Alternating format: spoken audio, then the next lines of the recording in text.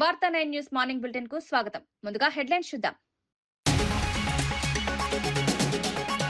Godavari belt బొగ్గు బ్లాకులు సింగరేణికి ఇవ్వాలన్న భల్తి. సింగరేణికి బొగ్గు బ్లాకులు కేటాయించాలని విజ్ఞప్తి. సింగరేణి బలోపేతానికి బొగ్గు బ్లాకులు ఇవ్వాలన్న భట్టి. తెలంగాణ ప్రయోజనాల కోసం కేంద్ర నిర్ణయం తీసుకోవాలి.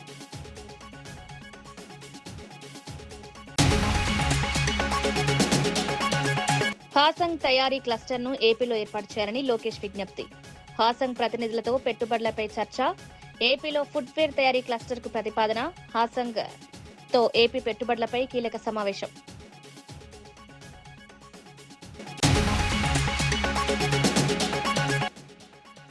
కాళేశ్వరంపై అసెంబ్లీకి రావాలని కేసీఆర్ కు సవాల్. కాళేశ్వరం చర్చకు రావాలన్న ప్రభుత్వ ఆది శ్రీనివాస్. కేసీఆర్ హరీష్ రావు అసెంబ్లీలో చర్చించాలని విప్. కాళేశ్వరంపై బహిరంగ చర్చకు సిద్దమన్న ప్రభుత్వం.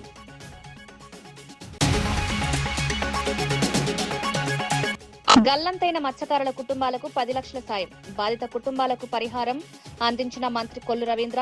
మత్స్యకారుల కుటుంబాలకు ప్రభుత్వం ఆర్థిక అండ.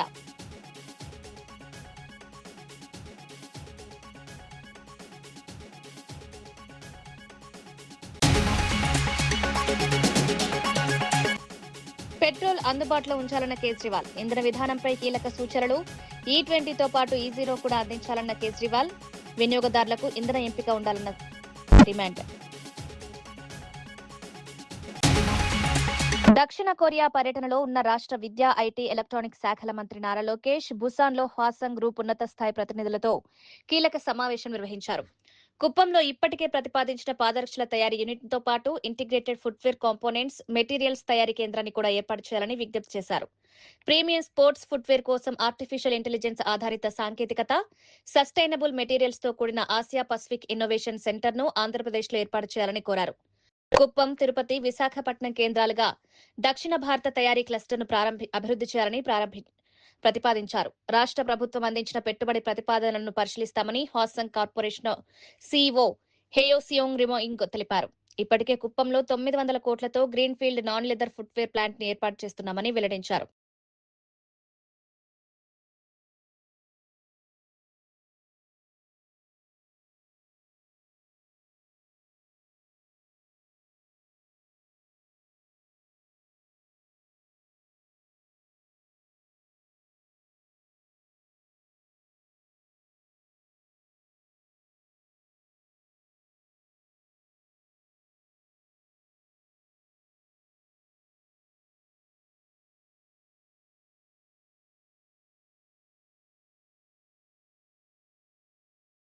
ప్రభుత్వ విప్ వేములవాడ ఎమ్మెల్యే ఆది శ్రీనివాస్ కాళేశ్వరం ప్రాజెక్టు అంశంపై బీఆర్ఎస్ నాయకత్వాన్ని విమర్శించారు. తెలంగాణను భారీ అప్పుల ఊబిలోకి నెట్టింది గత బీఆర్ఎస్ ప్రభుత్వమేనని ఆరోపించారు.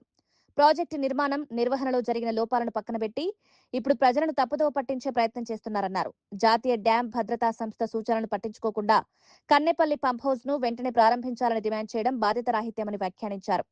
కాళేశ్వరం అంశంపై ముఖ్యమంత్రి రేవంత్ రెడ్డి అసెంబ్లీలో బహిరంగ చర్చకు ఆహ్వానించినప్పటికీ ప్రతిపక్షం స్పందించడం లేదని తెలిపారు.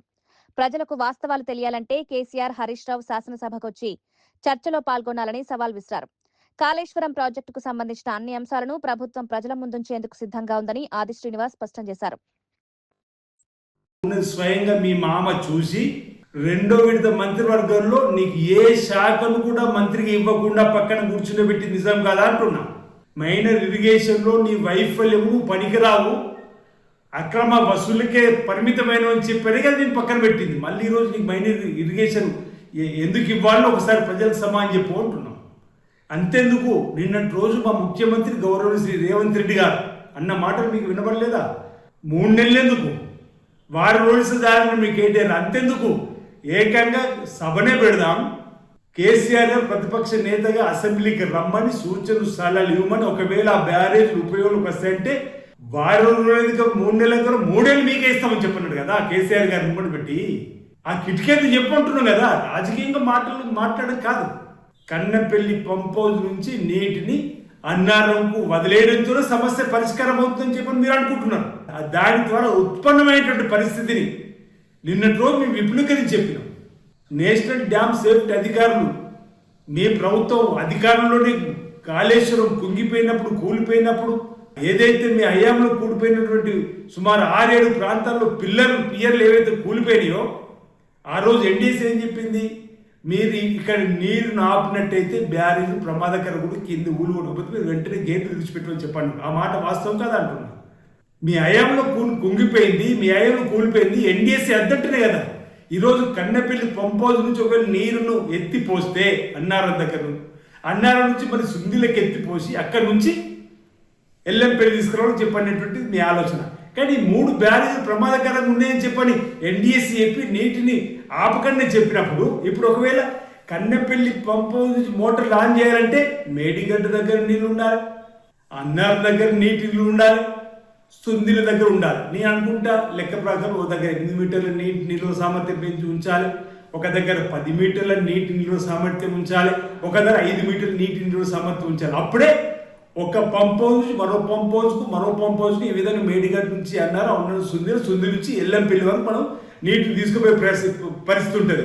ఈ లోపల ఈ నీటి నిల్వ ఉంచినప్పుడు బ్యారేజీలకి ఏమైనా అయితే కింది ఉన్నటువంటి గ్రామాలు కొట్టుకుపోతే ఎన్డీఎస్ఏ చెప్పిన తర్వాత ఏ విధంగా ముందుకు పోవాలి హరీష్ రావు ఒకసారి చెప్పండి, కేటీఆర్ ఒకసారి చెప్పండి.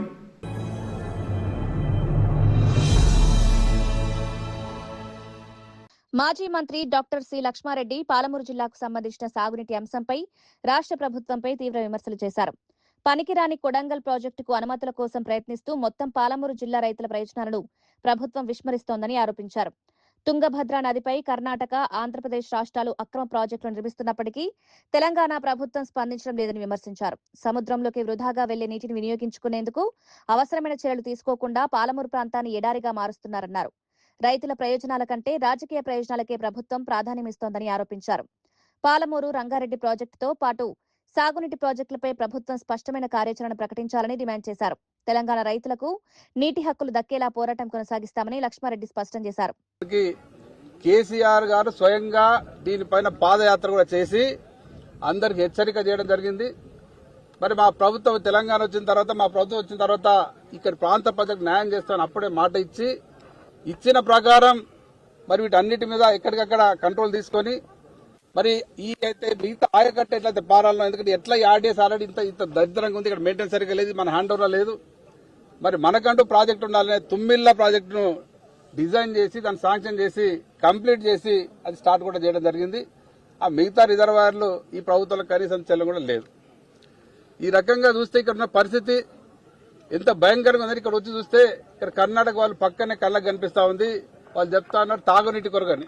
మరి తాగునీటి కొరకని అక్కడ రిజర్వాయర్ కంటే 2 టీఎంసీ రిజర్వాయర్, ఇక్కడ ఉన్నదే మొత్తం కొడితే మీరు నిలిచేదే 3-4 టీఎంసీలు. దీనికి వెళ్ళి వాళ్ళు 2 టీఎంసీలు అంటారు, కంటిన్యూ తీసుకపోతే 4-5 టీఎంసీలు తీసుకుపోతారు.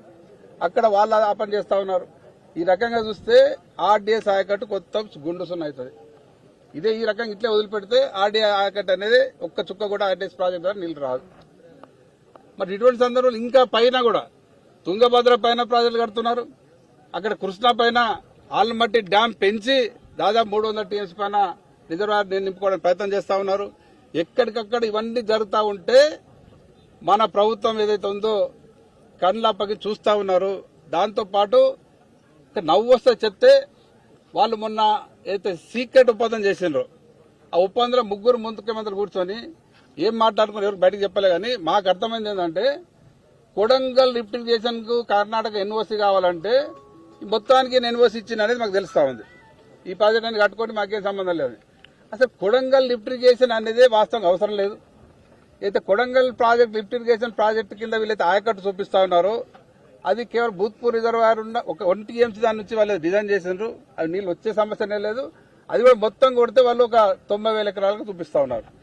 విశాఖపట్నం సముద్రంలో గల్లంతైన మత్స్యకారుల కుటుంబాలకు ఆంధ్రప్రదేశ్ ప్రభుత్వం ఆర్థిక సహాయం అందించింది.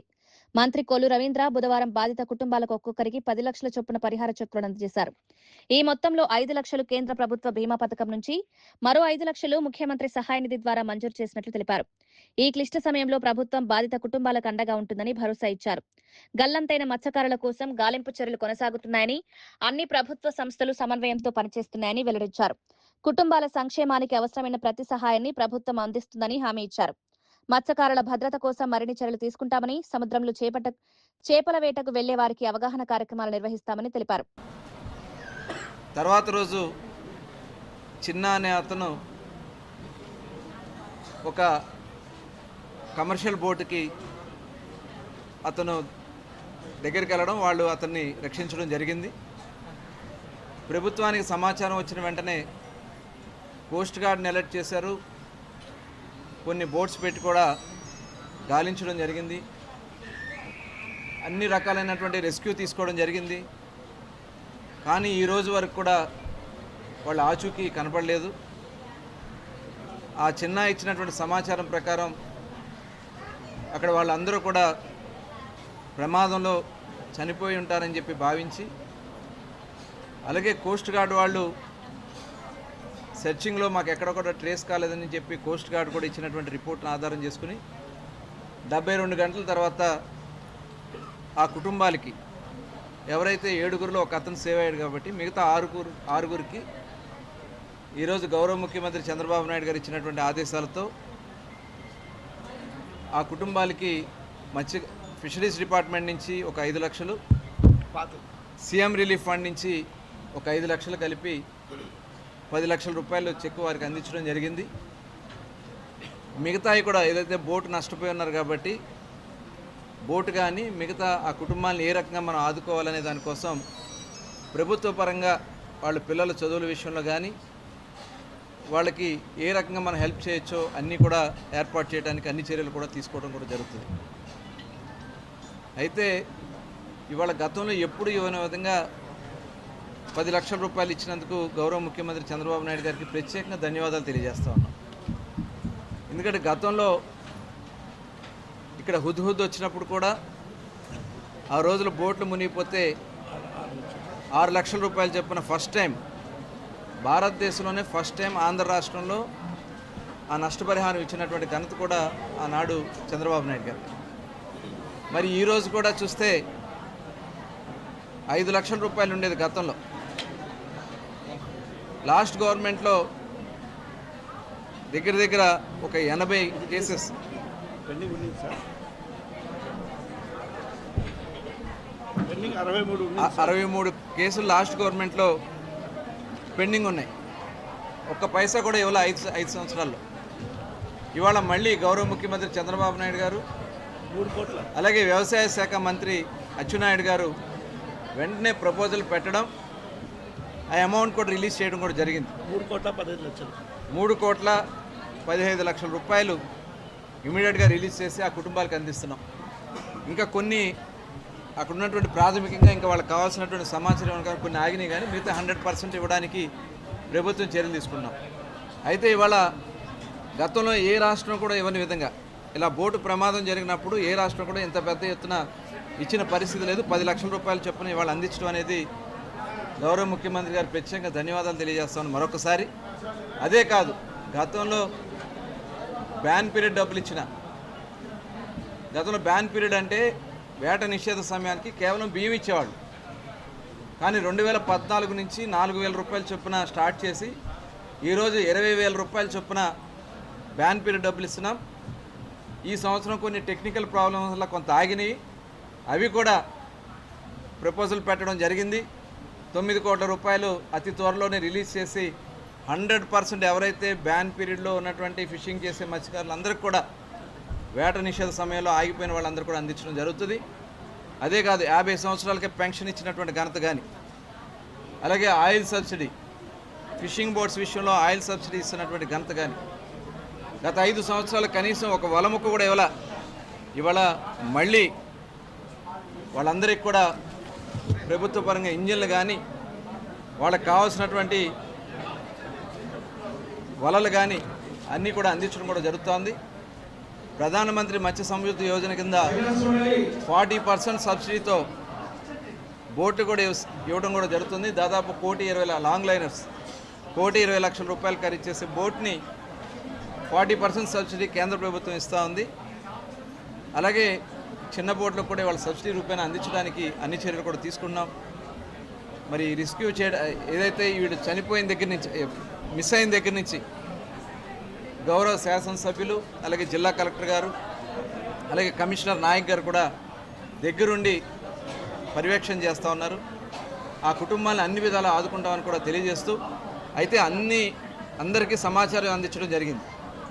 ఏదైతే కమర్షియల్ బోట్స్ కానీ అలాగే కొన్ని ఫిషింగ్ బోట్స్ కూడా ఎక్కడన్నా ఈ బాడీస్ ట్రేస్ అవుతాయో చెప్పడం జరిగింది.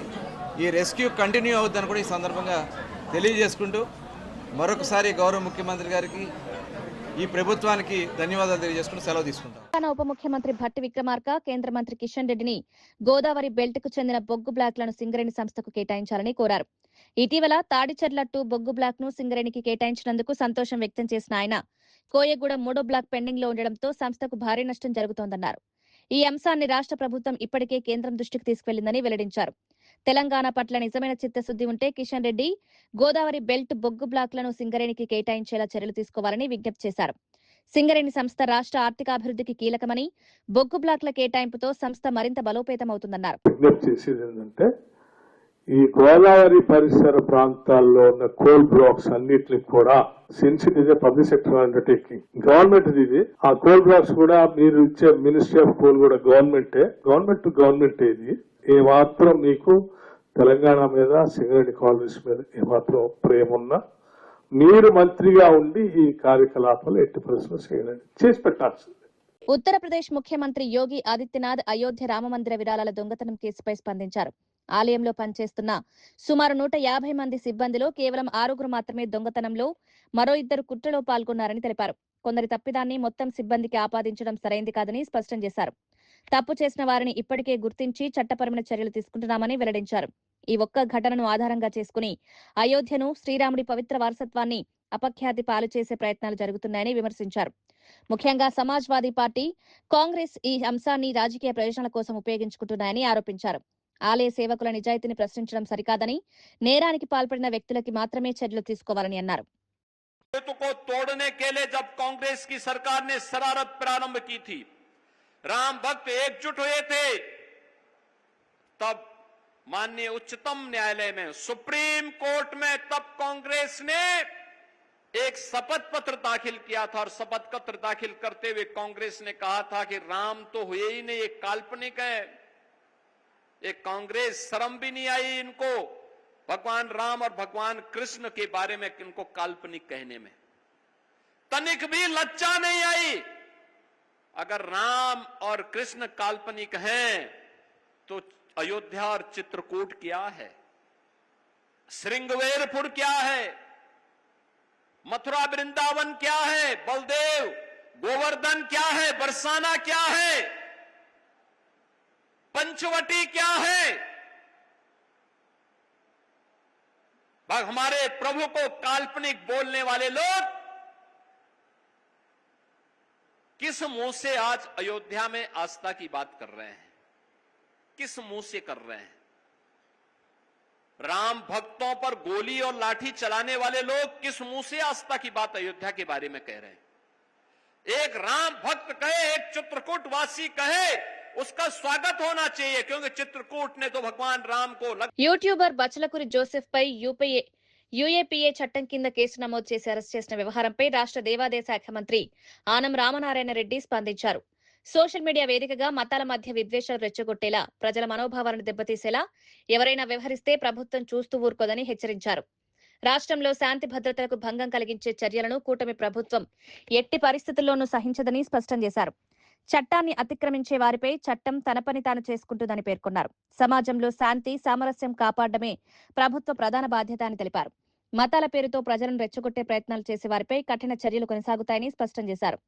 సామాజిక మాధ్యమాలను బాధ్యతాయుతంగా వినియోగించాలని, విద్వేషాలను ప్రేరేపించే వ్యాఖ్యలకు దూరంగా ఉండాలని ప్రజలకు సూచించారు. ఓకే, ఇది 2022లో జరిగిందనే సమాచారం నాకు వచ్చింది. నాకు 2 రోజుల క్రితమే ఒక యంగ్స్టర్, అతను కూడా మరి అతను నాకు తెలియదు, అతను ఒక చిన్న గ్రామంలో, కుగ్రామంలో శివాలయం ఉంటే అందులో దీపం పెట్టి అందరూ పూజ చేసుకుంటుంటే ఇతని స్నేహితులతో పోయి ఆ దీపం కాంతిలో నుంచి వచ్చే దాంట్లో సిగరెట్ వెలిగించుకొని శివుడికి దండం పెట్టుకొని ఓం నమ శివాయ అని ఎకిలి నవ్వులతో అతను బయటికి రావడం చూసాం. వెంటనే ఇది ఆదోని ప్రాంతంలో జరిగిందని కూడా మాకు రిపోర్ట్స్ వచ్చాయి. వెంటనే మా అధికారులకి, జిల్లా కలెక్టర్కి, ఎస్పీకి కూడా ఆదేశాలు ఇచ్చి వెంటనే కేసు బుక్ చేసి అతని మీద ఏ విధంగా మనం చర్యలు తీసుకోవాలో ఆ విధంగా తీసుకోండి అని కూడా చెప్పాం.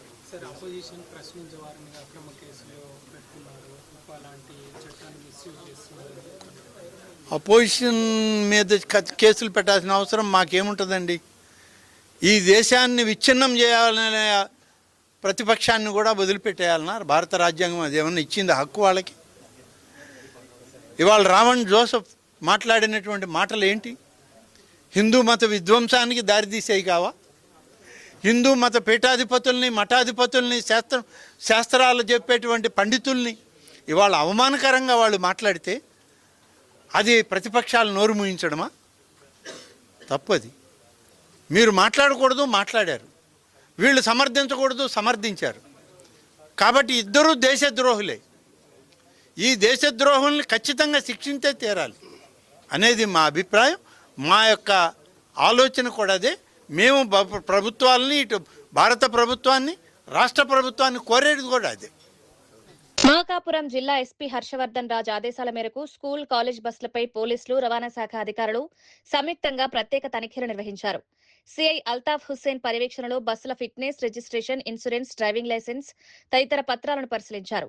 విద్యార్థుల భద్రతకు అత్యంత ప్రాధాన్యం ఇవ్వాలని యాజమాన్యాలకు సూచించారు. బస్సుల్లో ఓవర్లోడింగ్, అతివేగం పూర్తిగా నివారించాలని హెచ్చరించారు.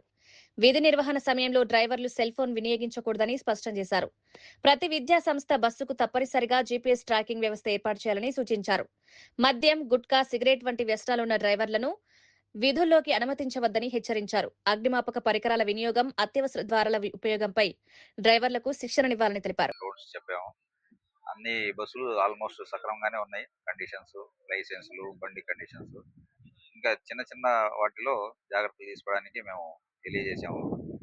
మన ఆర్టీఓ గారి భాగస్వామ్యంతో తప్పకుండా ఈ చిన్న చిన్న ల్యాప్సెస్ ని ఓవర్కమ్ చేసేసి మంచి ప్రమాణాలతో విద్యార్థుల్ని వాళ్ళ గమ్యస్థానాలు చేర్చడానికి మేము ప్రయత్నిస్తాము. వాళ్ళకు డ్రైవర్స్ కూడా మనం చాలా సూచనలు చేశాము. వాటన్నిటిని పాటించే యాజమాన్యాలు కూడా వాళ్ళకు సహకరించి తప్పకుండా ఈ విద్యా సంస్థలో ఎటువంటి ప్రమాదం, చిన్న ప్రమాదం కూడా జరగకుండా అందరూ బాధ్యత తీసుకుని చేస్తారని ఆశిస్తున్నాం. ఎస్పీ గారి ఆదేశాల మేరకు police department, transport department, RTO గారు ఆదేశాల మేరకు స్కూల్ బస్సులు మొత్తం కూడా అన్ని గ్రౌండ్ పిలిపించి మొత్తం చెక్ చేయడం జరిగింది. ఆ లోటుపాట్లు ఏదైనా ఉన్నాయని చెప్పేసి మొత్తం చెక్ చేయడం. హైదరాబాద్ లోని మెహదీపట్నం పోలీస్ స్టేషన్ పరిధిలో జరిగిన ఇంటి చోరీ కేసును పోలీసులు వేగంగా ఛేదించారు. పరిచయాన్ని ఆసరాగా చేసుకుని ఇంట్లో చోరీకి పాల్పడిన నిందితుని అరెస్ట్ చేశారు. అతడి వద్ద నుంచి సుమారు 10 లక్షల విలువైన 157.8 గ్రాముల బంగారు ఆభరణాలు, ఒక యాక్టివా ద్విచక్ర వాహనం, 12,000 రూపాయల నగదును స్వాధీనం చేసుకున్నారు. సాంకేతికత ఆధారాలు, సీసీటీవీ ఫుటేజ్, ప్రత్యేక దర్యాప్తు బృందాల సహకారంతో నిందితుడిని గుర్తించినట్లు పోలీసులు తెలిపారు. చోరీకి గురైన బంగారు ఆభరణాలను బాధితులకు అప్పగించే ప్రక్రియ చేపడుతున్నట్లు వెల్లడించారు. పరిచయం ఉన్న వ్యక్తులను కూడా పూర్తిగా నమ్మి ఇంటి వివరాలు చెప్పరాదని ప్రజలకు సూచించారు. అనుమానాస్పద వ్యక్తులు కనిపిస్తే వెంటనే సమాచారం ఇవ్వాలని కోరారు. ఎఫ్ఐఆర్ రిజిస్టర్ చేసి ఇన్వెస్టిగేషన్ స్టార్ట్ చేయడం అయింది. ఫిర్యాదుదారు చెప్పిన వివరాల ప్రకారం వాళ్ళకి ఇంట్లో డిఫరెంట్ వ్యక్తులు వస్తా పోతూ ఉంటారు కాబట్టి ఆవిడ ఆఫీస్ పోయేటప్పుడు మెయిన్ డోర్ తాళం వేసుకుని ఆ తాళంని బయట ఉన్న షూ ర్యాక్లో పెట్టడం వాళ్ళకి అలవాటు ఉంది. వాళ్ళ ఫ్యామిలీ మెంబర్స్ అందరికీ తాళం బ్రేక్ చేసినట్టు ఏం లేదు. ఇంట్లో ఉన్న బీరువాలో ఉన్న గోల్డ్ ఆర్నమెంట్స్ పోయినాయి. ఆ తర్వాత ఆవిడ నెల క్రితం చూసుకుంది యాక్చువల్గా గోల్డ్ ఆర్నమెంట్స్. 1 మంత్ క్రితం చూసుకుంది. 1 మంత్ తర్వాత చూసుకుంటే ఆర్నమెంట్స్లో ఎప్పుడు పోయిన సంగతి కూడా తెలియదు. ఎఫ్ఐఆర్ రిజిస్టర్ చేసుకుని ఇన్వెస్టిగేషన్ స్టార్ట్ చేస్తే మా డిఐ రాంబాబు, ఇన్స్పెక్టర్ మల్లేష్ ఆధ్వర్యంలో క్రైమ్ టీమ్ ఇన్వెస్టిగేషన్ స్టార్ట్ చేస్తే ఆ తర్వాత తెలిసింది మాకు ఒక సస్పెక్ట్ శశిధర్ బిఆర్ శశిధర్ అని చెప్పేసి 28 ఇయర్స్. ఈయన ఉబర్ బైక్ డ్రైవరు. ఈయన ఉండటం న్యూ బోయిన్పల్లిలో ఉంటాడు. ఇతను యాక్చువల్లీ ఈ ఫిర్యాదుదారు వాళ్ళ అన్న కూతురు ఒక అమ్మాయి ఉంది. ఆ అమ్మాయికి ఫ్రెండు. ఆ ఫ్రెండ్షిప్లో వీళ్ళ ఇంటికి రావటం పోవటం, ఈ ఫిర్యాదుదారుతో కూడా కొంత ఇతనికి అక్వైంటెన్స్ ఉంది. తర్వాత ఇతను గమనించినట్టు తెలిసింది.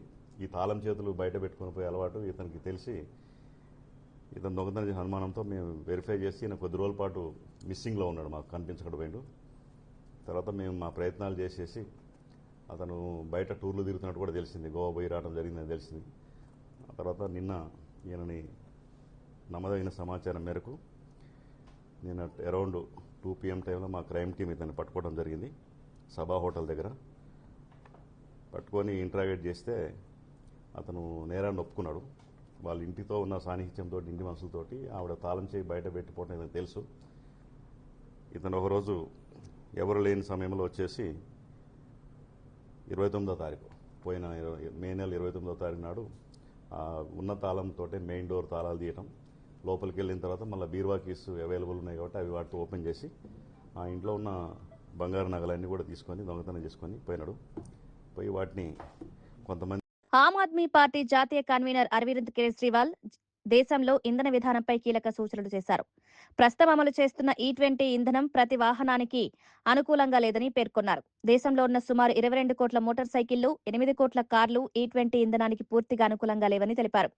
ప్రభుత్వం బలవంతంగా E20 అమలు చేస్తే కోట్లాది వాహనాలు క్రమంగా పనికిరాని పరిస్థితికి చేరే ప్రమాదం ఉందని హెచ్చరించారు. అందుకే దేశవ్యాప్తంగా ప్రతి పెట్రోల్ బంక్లో E10, E20, E0 3 రకాల పెట్రోల్ అందుబాటులో ఉంచాలని కేంద్ర ప్రభుత్వాన్ని కోరారు. వినియోగదారులకు తమ వాహనానికి అనుగుణంగా ఇంధనం ఎంపిక చేసుకునే అవకాశం కల్పించాలని సూచించారు. ప్రజలపై అదనపు భారం పడకుండా ఇంధన విధానాలు రూపొందించాలన్నారు. E0 भी मिलना चाहिए, E10 भी मिलना चाहिए, E20 भी मिलना चाहिए. अलग अलग दाम रख दो, जिसके जो समझ में आए, जिसकी जेब जो अलाउ करे, जिसका जो विचार बने, जिसकी जो बुद्धि अलाउ करे, वो खरीद ले. పోలీస్ గేమ్స్ మీట్ కార్యక్రమంలో పాల్గొన్న ప్రముఖ సినీ నటుడు నవీన్ పొలిశెట్టి తన చమత్కార వ్యాఖ్యలతో అందరినీ ఆకట్టుకున్నారు. త్వరలో తాను పోలీస్ పాత్రలో నటించబోతున్నానని ప్రకటించిన ఆయన మల్కాజ్గిరి పోలీస్ కమిషనర్ సుమతితో కలిసి నటించాలని ఉందని సరదాగా వ్యాఖ్యానించారు. మహిళల భద్రత కోసం అండర్ కవర్ ఆపరేషన్ నిర్వహించిన సిపి సుమతి పనితీరును ప్రత్యేకంగా అభినందించారు. ఆమె నటన కూడా అద్భుతంగా ఉందని చెప్తూ తమ సినిమాలో ఒక పాత్ర చేయాలని ఆహ్వానించారు. ఈ వ్యాఖ్యలపై అక్కడున్న పోలీసులు అధికారులు నవ్వులుపోయించారు. పోలీసుల సేవలు సమాజానికి ఎంతో కీలకమని, వారి కృషిని ప్రజలు గుర్తించాలని నవీన్ పొలిశెట్టి అన్నారు.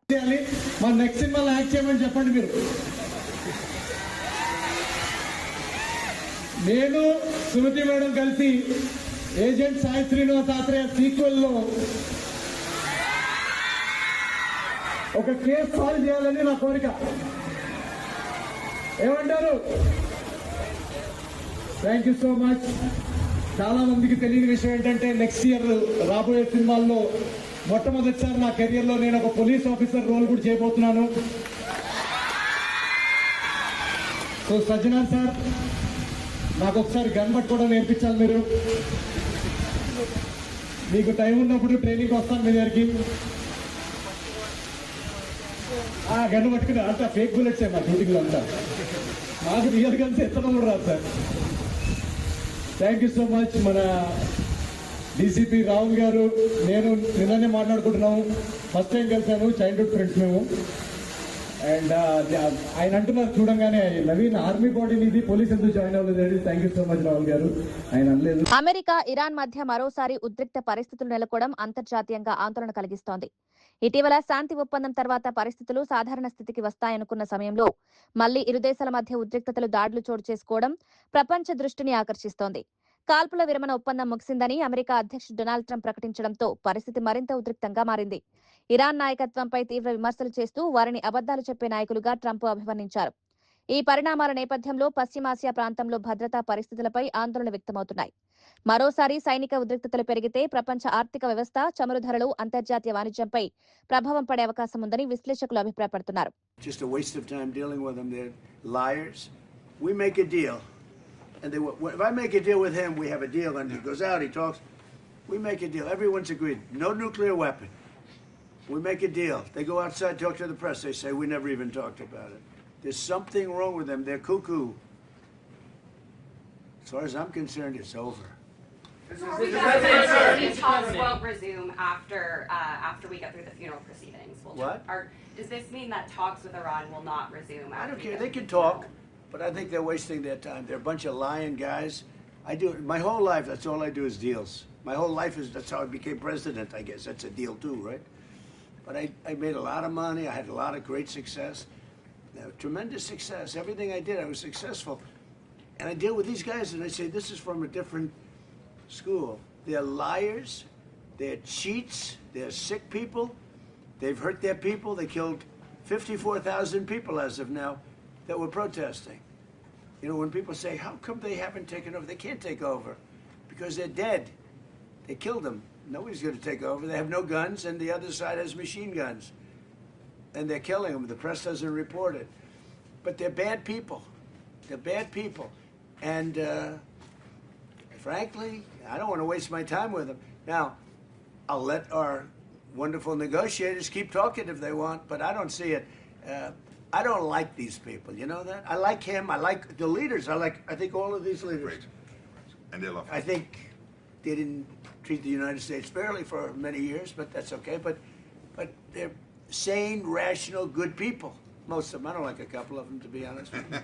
But there are a couple I don't like much. But I like Erdogan. I'll tell you. I like. Godavari belt బొగ్గు బ్లాకులు సింగరేణికి ఇవ్వాలన్న భల్తి. సింగరేణికి బొగ్గు బ్లాకులు కేటాయించాలని విజ్ఞప్తి. సింగరేణి బలోపేతానికి బొగ్గు బ్లాకులు ఇవ్వాలన్న భట్టి. తెలంగాణ ప్రయోజనాల కోసం కేంద్ర నిర్ణయం తీసుకోవాలి.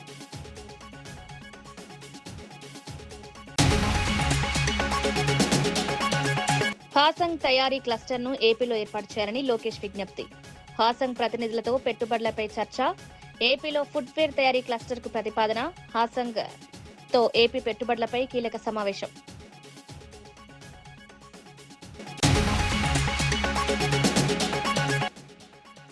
కాళేశ్వరంపై అసెంబ్లీకి రావాలని కేసీఆర్ కు సవాల్. కాళేశ్వరం చర్చకు రావాలన్న ప్రభుత్వ ఆది శ్రీనివాస్. కేసీఆర్, హరీష్ రావు అసెంబ్లీలో చర్చించాలని విప్. కాళేశ్వరంపై బహిరంగ చర్చకు సిద్ధమన్న ప్రభుత్వం.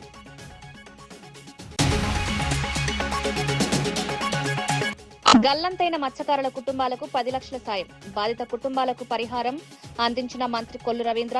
మత్స్యకారుల కుటుంబాలకు ప్రభుత్వం ఆర్థిక అండ.